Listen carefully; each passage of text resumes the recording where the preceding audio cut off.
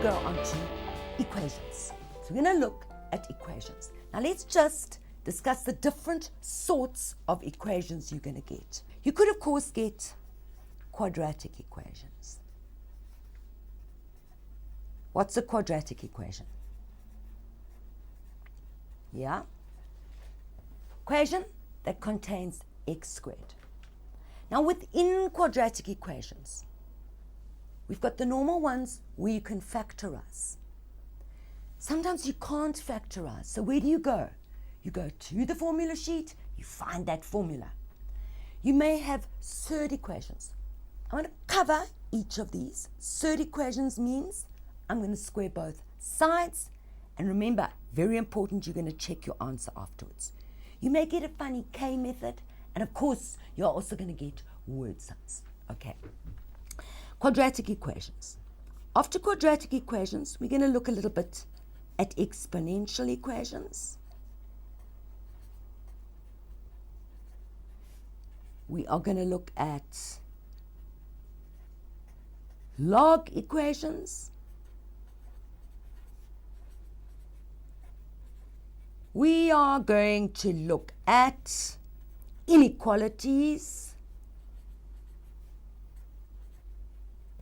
And we are going to look at cubic equations in the next hour. Then, after I've been through an example of each of these, you are going to go again to the activity section and do the questions. Now, how many marks is this worth? I would say about 24 marks. So it's not as many marks as you almost feel you've learnt. Because you must remember, your paper is now only 150 marks. But we don't know what they are going to ask us. And we also do know that it is very, very important that you get this section of your paper correct. Right. Let's start by looking at quadratic equations. Rules. Big golden rule. Golden rule is make the equation 0. So you see that x squared. You see there is an x squared there. What am I going to do? I'm going to make the equation 0. Then factorize. Or sometimes you can't factorize, or sometimes you don't want to factorize because the factors are so awful. Or find the formula, of which we will discuss just now. And then, of course, solve. Rules for quadratic equations. As we get to an odd, different one, so we will discuss the addition of rules. Okay, example 1. Completely straightforward, I would say, knowledge question. I recognize it, it's quadratic. I obey the rules, and it's very straightforward. Okay, solve for x. Rule, make it 0. X squared minus x minus 6 equals 0. Factors are easy. X and x. Now, I need a negative and a positive. I must multiply to get 6, and I must add to get negative 1. So clearly I've got minus 3 plus 2, which means I can conclude that x is 3 or x is negative 2. Simple quadratic equation. Let's look at another one with a little bit of a routine procedure. Solve for x. Little routine procedure. I can see it's quadratic. 4 3s are 12, x squared. Rule, make it 0. So 4 3s are 12, x squared, plus 20x. And of course, the 32 is going to go across here to be minus 32 and equals 0. Remember the big difference in this question and the previous section? Simplify, solve. As soon as it says solve, it means, yes, I want values for x. Okay. Now I'm going to divide to make it easier for yourself. Always see if you can divide through by a common factor. Now remember, you're not taking out the common factor, you're dividing by the common factor because you've got an equal sign. And naught divided by any number is basically 0. So I can see I've got a 4. I'm going to divide that. I'm going to get 3x squared plus 5x minus 8 equals 0. Now, learners, students, 17-year-olds, 18-year-olds, whatever you want to call yourself, hate factorizing when there is a number before the x squared. We call it the coefficient of x squared. But let me just tell you something. The easy one, just a tip, if you've got 3 and an 8 and you've got a 5 there, it's really going to be easy because your factors are going to be 3 and 1 and 8 and 1. So now I know my factors are going to be 3x and x, not debatable. Now, this one would be, because it could be 4 and 2. But because you get 5 in the middle, I've got to have 8 with the x and 1 with the 3, so that the difference is 5. And of course, the bigger one must be a plus. Let's check your middle terms. Train yourselves to check that middle term. What the middle part of the oil, the foil, I should say. So you've got your O and your I, and together they've got to give you your middle term. So O is 3x, minus 3x, sorry. I is 8x, and yay, that does give me 5x. So now I've got, I'm so sorry, this was a little bit of a stupid mistake. 3x, I've got 8 and minus 1. So I didn't check my middle terms properly. Right, so now I've got 3x plus 8 is 0, or x minus 1 is 0, which means 3x is negative 8, which means x is negative 8 over 3, or x is 1. Both of them are allowed. When is something not allowed? When you got a denominator, you may not have a denominator of 0. So just be careful and look in the activities. You will find there will be a denominator, and you will find denominator will be 0. You've got to reject it. All right, next sort of equation. Here it is. Very common. Third equation. Now just for a little bit of, we could say, theory. Okay. If I ask you this, and I ask you to solve that, you happily say to me that x is plus or minus the square root of 4, which is 2. But if I ask you, simplify the square root of 9. Now, I'm telling you right now, there's only one answer. That is the positive square root of 9. And the answer is 3. If I ask you this, I'm asking you for the negative root of 4. And the answer is negative 2. So if I say this, what do we know for sure? We know that x is clearly got to be greater than or equal to 0. Now why? That's also a portfolio. So this is also a portfolio section. Is when they ask you in maths and you have to do a whole portfolio on it of why. Okay, why is x got to be greater than equal to 0? So let me write it down for you. X is greater than equal to 0 because we cannot find the square root of a negative number. Now, what did I tell you here? This is important. Y is y greater than or equal to 0. Not because we can't find the square root of a negative number. Y is greater than or equal to 0 because this is defined is defined as only one thing, as the positive root. Now, Hugh, that's important. Take a minute to look at it. Root 9 is 3, and minus root 4 is minus 2. It's defined as the positive root. This is minus the positive root. Let's do a question. I'm looking at a third equation. Solve for x. Now, rules again. First, isolate the third. Isolate the third. Now, we'll see why afterwards. There's a third. So I've got square root of x plus 6 is equal to 4 plus x. Okay. Now, why did I isolate the third? Because I'm going to get rid of that third, I have to square both sides. Now, not each term, both sides. Squaring each term puts you in Pawpaw Avenue. You want to square both sides. Let's just me explain to you.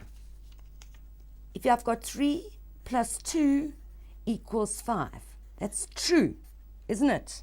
Now let's square.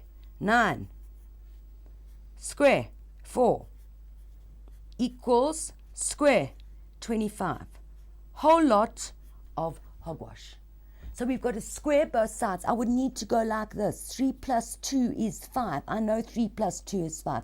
But we are talking now about variables where we can't add them together because they are unlike terms. So I cannot. Rule number 1 is square both sides. Now I'm putting a star here.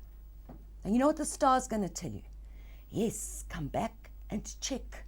Now what are we coming back to check? That this here is a positive because it is the positive square root. Now, let's square both sides. X plus 6 equals 4 plus x squared.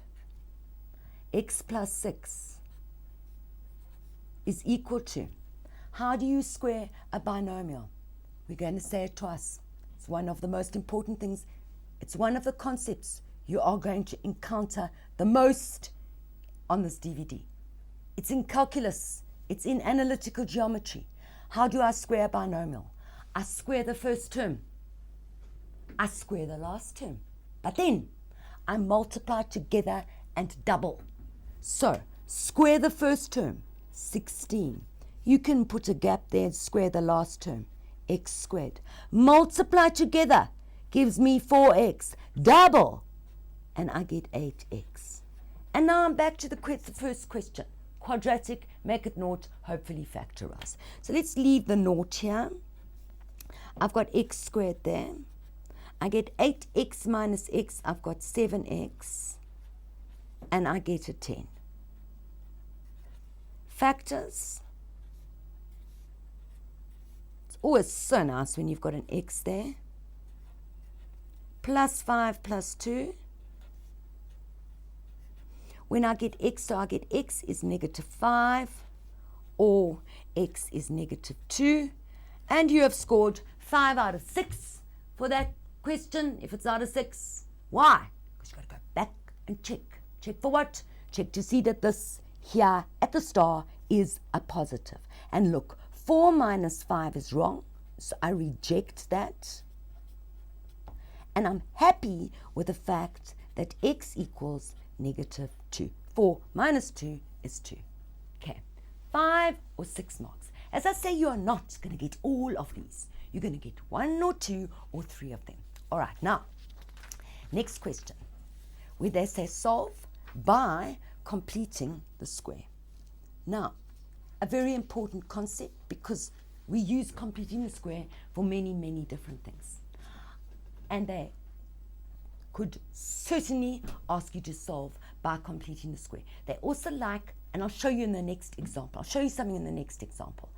I would say it would make me angry if they asked you to solve by completing the square because it's scratching your ear right around your head like this. In fact, under your foot like that when there is such an easier way to do it.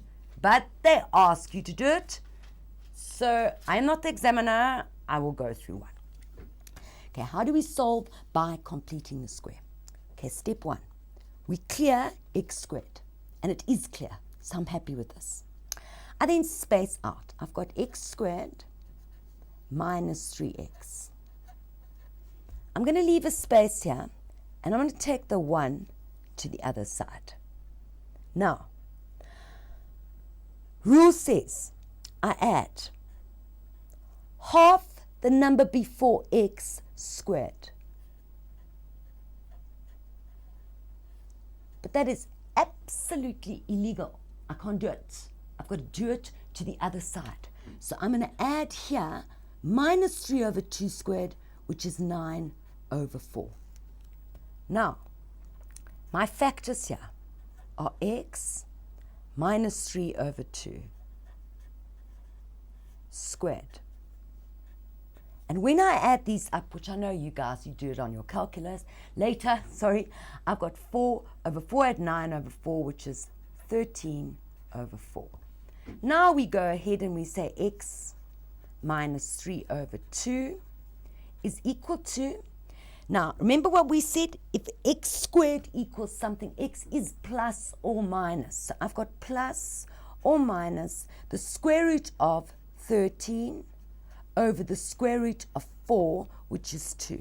And I can then say x is 3 over 2 plus or minus the square root of 13 over 2. LCD is 2. And I've got 3 plus or minus the square root of 13.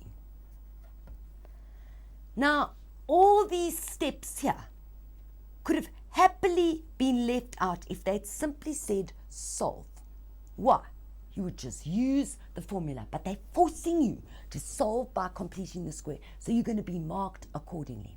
Now, a mark is going to do a lot on completing the square with you, because you need it in analytical geometry for circles. You also need it in graphs to shift the parabolas around. My argument is I don't know if you really need it here. Now, what they love to ask you with this completing the square is where they make a mistake. They make a mistake and they ask you to find out where the mistake is. Now, it's so difficult they love these questions. It's so difficult to find the mistake. So if you are asked a question like that, whatever you do, don't find the mistake. Do it yourself. Take a separate piece of paper. Do the question yourself. Then go and see where the mistake is. Right, let's look at this one. Okay, it says solve for x by completing the square. Now the question would be something like this. Jack answered this question.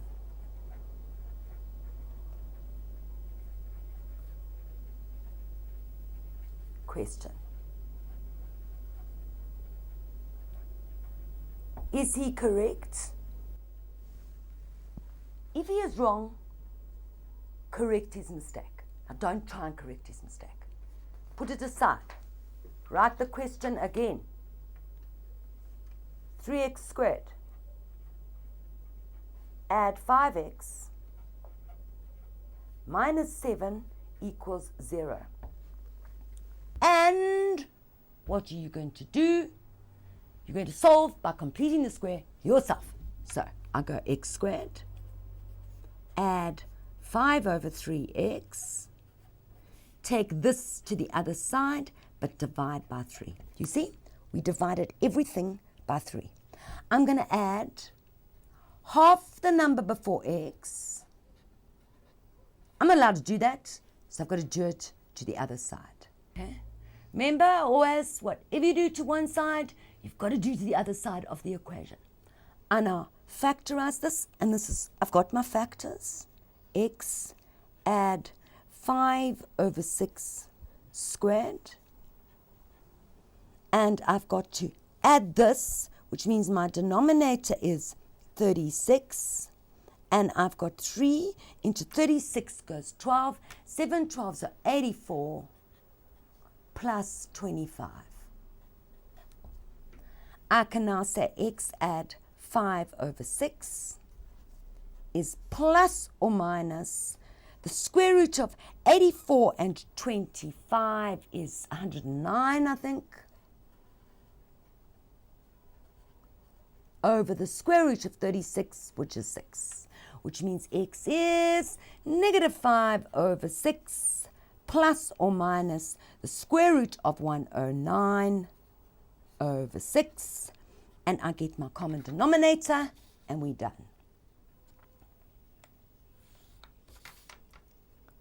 And I've got minus 5 plus or minus the square root of 109.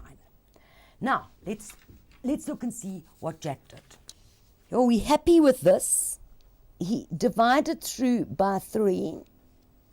So I'm going to check my answer and Jack's answer. And at this stage, we are the same. At this stage, we are the same. Let's look at the next one. We've got this, but we haven't added this together. So let's see if we do add it together. Whoops, no. What did he do? What did he do? Yeah, he did exactly what we talked about earlier on. He found the square root of that, he found the square root of that, and he found the square root of that. Now, guess what? You've got to tell them, as part of your marks, what Jack did wrong. You can see there's a mistake. You've corrected it. Yours is correct.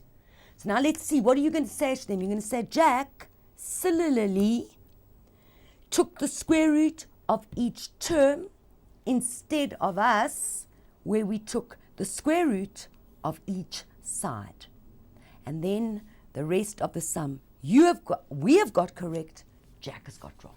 Now, I just used that example because I want to tell you something. Yeah, you could easily get one like that.